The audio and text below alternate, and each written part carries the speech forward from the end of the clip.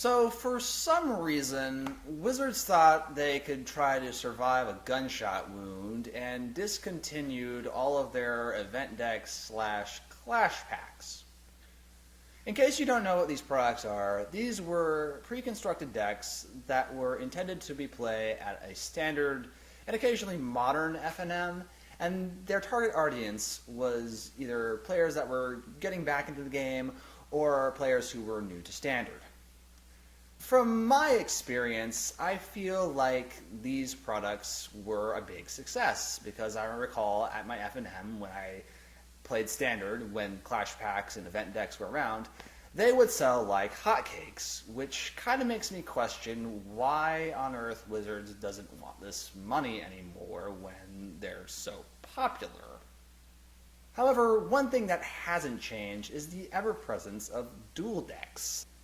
Although it's been out for a while, the latest entry in the series is the Blessed vs. Cursed dual deck, which takes us back to the plane of Innistrad to prepare us for Shadows over Innistrad, which comes out this April. My name is Rhea Spectre, and today we'll be going over the dual decks Blessed vs. Cursed and find out if it is or is not worth your hard-earned money. So, without further ado, let's analyze this product. I just gotta find it first. I thought I had it here. Oh, wait a minute. I know. I remember now. I didn't buy the product because I realized it wasn't worth my money. Now, in all seriousness, the reason I really didn't buy the product was because I played Standard a lot when Innistrad was back in Standard, and personally, I just felt like I had all of the cards. So I just didn't feel like, well, purchasing cards that I already had.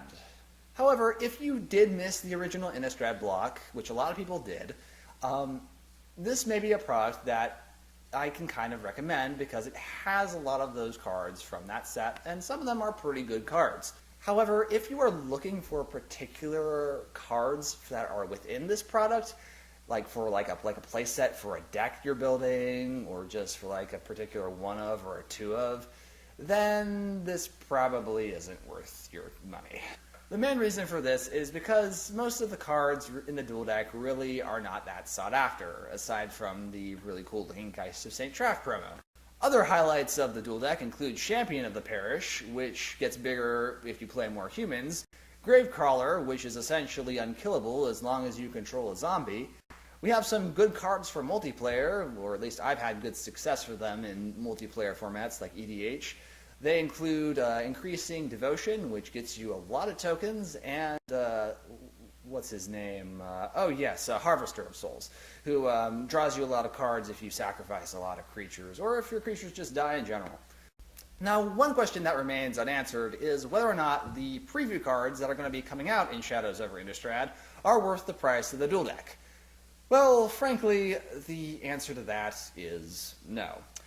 But I am actually quite impressed with some of the cards that are new to the upcoming set. One of which is Pour Over the Pages. I really think this card is pretty sweet. Partially because it's kind of a bit of a throwback to the old Urza spells that untap your lands, which were just absolutely nuts. Of course, it's only 2 lands. You only get to untap 2 lands. But you have to keep in mind that Madness is coming back in this set, and so those 2 lands could be very beneficial towards you because you could draw into a Madness spell and then discard that card and cast it for its Madness cost. Another card I really like is Eerie Interlude, and this card will for sure probably see some, if not a lot, of Standard and Modern play, considering there are a lot of cards in both formats with a lot of Enter the Battlefield effects. Although getting your value from Enter the Battlefield trigger abilities is really, really good, one thing I think a lot of people are missing about this card is it acts like an anti-board wipe, as you can exile all your creatures to avoid a board wipe. This is another reason why I feel like 4 mana board wipes really kind of need to be in Standard at all times, because with cards like this running around, 5 mana plus board wipes are not very good. Aside from that, the other new cards in the deck really are not that exciting to me. This big ugly mythic demon here looks really scary. After all, he is a 4/5 with flying and trample for 4. But that drawback is pretty darn hideous, and to me it just seems kind of unnecessary. Of course, it probably might be fun to try to mill your deck to see if you can get some flashback cards in there or something like that.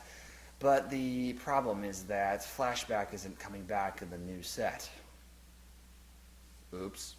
Compelling Deterrence is kind of like a really bad recoil. I'm honestly not a fan of cards like these, just because they're kind of situational and only fit into a limited amount of decks. Personally, I feel like Recoil would have been a really sweet reprint for this set. After all, Magma Jet was a really sweet reprint for Theros.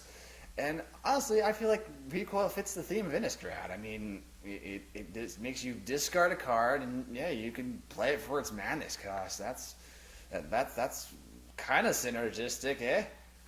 The next two cards showcase the new mechanic. The demon has it. I think it's called Delirium. But the first one of these cards is Toppelgeist, which seems like a solid limited card. The other card is his Cycle Buddy, or it appears to be his Cycle Buddy, the Tooth Collector, which is quite proficient at killing 1 toughness creatures. How relevant that will be in the format upcoming, I do not know. However, while it is really fun to get brand new cards, I feel like when the set comes out, these cards will be pretty easy to get your hands on, and therefore their price is going to kind of diminish more when they come out. And that's kind of painful to say because they're already pretty cheap as individual cards as is. Overall, Dual Decks Blessed vs. Cursed is only really worth purchasing if you're not familiar with the Innistrad block, or missed out on the Innistrad block, or want to explore what was in the original Innistrad block. However, for everyone else, I cannot recommend this product at all because you don't really get that much over what you pay for, and it's probably going to lose its value even more so over time as these cards come into circulation. Another reason I can't really recommend this product is because it doesn't really have a target audience in mind. The reason that Clash Packs and event decks were so popular was because they were meant to be played by people who wanted to get back or into Standard. Dual decks don't really do that. They don't really have any target audience in particular. It's kind of up for debate who this is supposed to be appealing to. I mean, it's not for modern players, I don't think. I mean, Dread Return isn't even legal in Modern. I don't know why they reprinted that. In addition, if you are trying to get this to be at a certain audience, reprint more sought-after cards. Some good reprints may have been Damnation. That's a very sought-after card. Maybe another reprint of Demonic Tutor. That seems like it could fit into the Innistrad flavor. I mean, there are demons in Innistrad, right? What I don't understand is why on earth you stopped printing dual decks that had Planeswalkers. Those were phenomenal because Standard players want those, and Planeswalkers are very, very sought-after cards. I mean, you can't really say that about Dread Return, can you? Personally, I'm going to give this product a 1 out of 5, simply because I have no use for it. I have all the cards, and, well, if I ever did need those cards, I would probably be better off just buying them individually. However, if you are new to the Innistrad block, or the plane of Innistrad, I'll give this a fairly generous 2.2, 2.3 out of 5. As the product does have some pretty powerful cards. But if you're looking to actually get a set of these cards, like a set of Gravecrawlers, you're better off just buying those individually. Don't waste your time with this. What do you think about the state of packaged Magic the Gathering products? Did you enjoy this dual deck, or do you think that it could have been better? Tell me what you think about it in the comment section below, and while you're at it, feel free to like and subscribe. As always, I'm Ryu Spectre, and I will see you all next time. In all honesty, I don't understand how I'm supposed to be scared of Tooth Collector. I mean, it's an old guy walking around a laboratory with a tray filled with teeth. I mean, what's so threatening about this? I mean, he can't really chase you because he's got this tray in front of you. He can't reach his arms out like this. If you go through a door, he's got to walk sideways because, I mean, that tray is probably about maybe 2.5, 3 feet long. And, how does he have 3 power? I mean, how does he fight? Does he, like, pick up his tray and whack people over the head with it or something? I am the Truth Collector! Fear my tray of doom!